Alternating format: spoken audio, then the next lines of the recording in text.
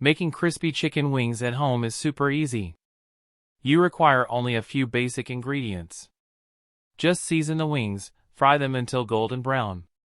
Finish by coating them in your favorite sauce or serve them plain for an easy, tasty meal.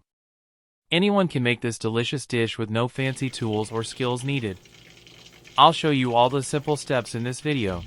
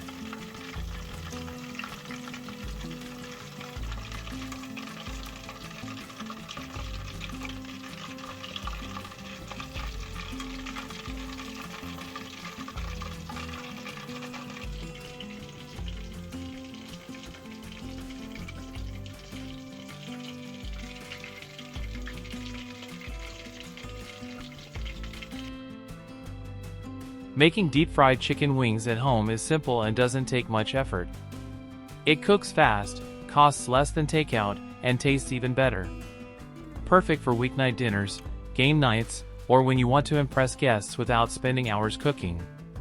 Any recommended dishes or similar dishes you want to learn how to cook, Just comment below. Thank you for watching my channel, Track Me Down. Don't forget to like and subscribe.